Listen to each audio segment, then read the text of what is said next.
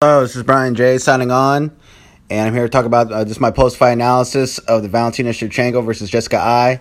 I didn't have time to do the post-fight analysis of the fight because I was busy celebrating and having a lot of fun. And I did my reaction to the fight of Valentina Shevchenko knocking out Jessica I, but I was just so excited and so happy and so exasperated, seeing Valentina Shevchenko knock out Jessica I. It just made me really happy. And I'm very thrilled. And I just want to say congratulations to Valentina Shevchenko for winning and dominating the fight from beginning to end, from round 1 to round 2, and knocking out Jessica I in spectacular fashion. But I just want to talk about the fight for a second. This is my post-fight analysis. Valentina, she, from the opening bell, she was razor sharp, very focused, and she was focusing more on her accuracy of the strikes and trying to see what Jessica I likes to do in the octagon. And, I noticed when Valentina Shevchenko, when she's fighting an elite fighter or fighters that are bigger than her, she usually takes her time. Like at bantamweight, she was more, defensive and counter-striking, waiting for her opponents to make mistakes so she could counter. She fought like that because she was fighting women that were outweighed her by 10 or 15, 20 pounds, on fight night. So fighting naturally bigger women, she was more cautious. But at flyweight, with two of her opponents, she was very, very aggressive. But I noticed that against Joanna, she was point striking as well and taking her time. But, when she's fighting fighters that are not on her level at all, especially at flyweight, women that are her size, she just goes right after them. And with Jessica I, Valentina Shevchenko went right after her. She landed 2 body kicks to the liver. The first one hurt, but the second one really hurt, and it made Jessica I, bend over. She started to bend down, and she was hurt. She was badly hurt to the liver, and she just bent down and started backing up a little bit. And Valentina hit her with another body kick with the right hand behind it.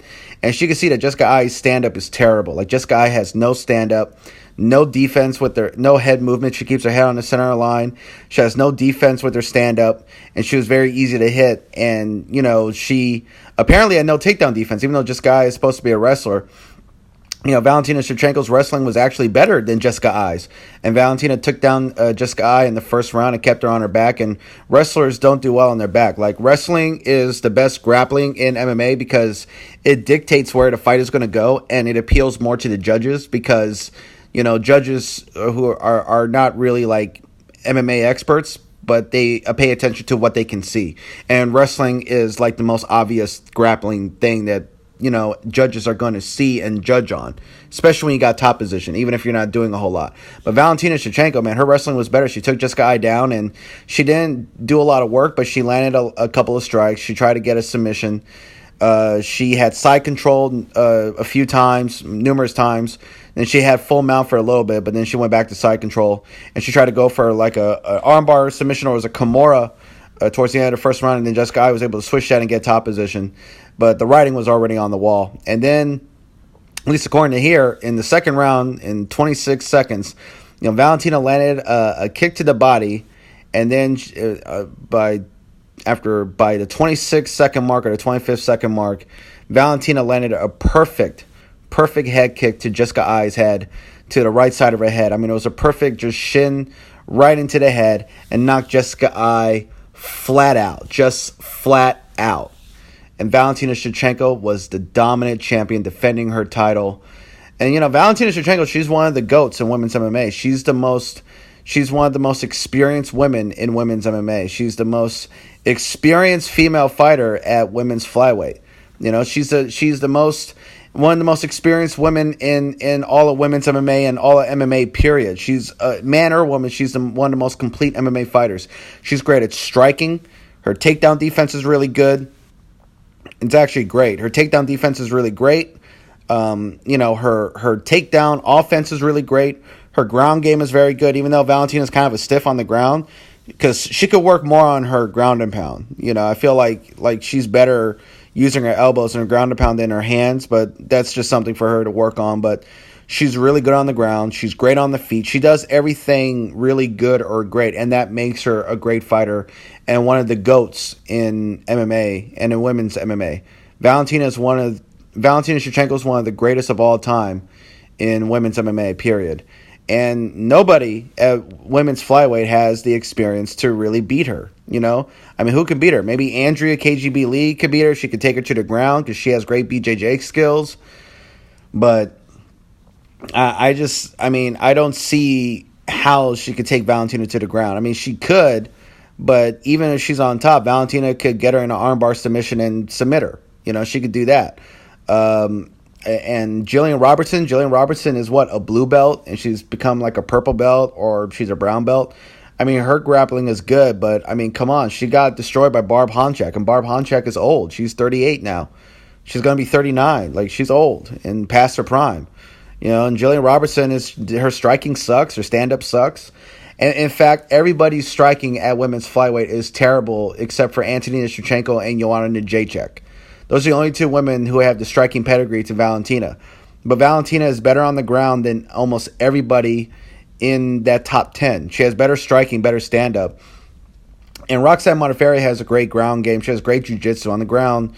She's a beast, but I mean, she has to work hard to take down Valentina because Valentina Shevchenko has some ground game, but it's not good. And her takedown defense is horrible. So I don't see Roxanne having the same success against Valentina like she did against Antonina. And even if she manages to get her to the ground, I can see Valentina getting right back up or going for a submission. But I think Valentina's just going to keep it on the feet, and she's just going to probably destroy Roxanne Modafferi. Roxanne is susceptible to a straight left hand. She's not going to be able to take those body kicks well either. She doesn't really check kicks all that well. So I think Valentina's going to destroy Roxanne. And Caitlin Kukujian, like, she had some of the best striking against Joanne Calderwood with her hands because for once in her career, she decided to stay in range to land punches. She actually decided to stay in range to land hands on Joanne's face. You know, like, Caitlin has always been a terrible striker because she's out of range to not get hit. So she has some good defense there, but she's never in range to land any strikes. Like, she's just as bad as Holly Holm in that sense. But for whatever reason against Joanne Calderwood, Caitlin decided to just stay in range and land strikes.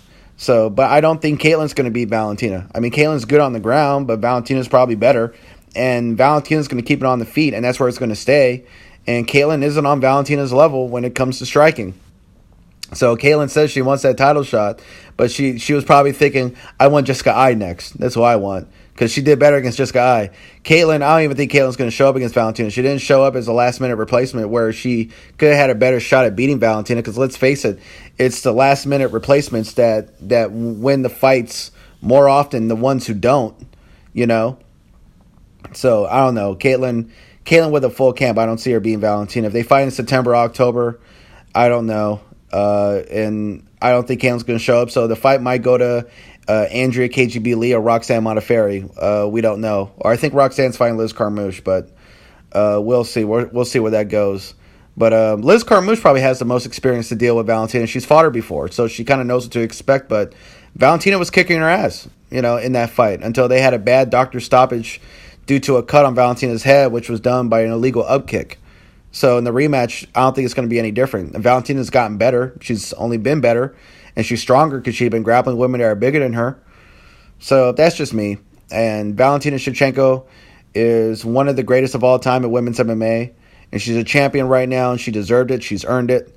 And I'm happy she won because Jessica Ai sucks, and she has a shitty personality.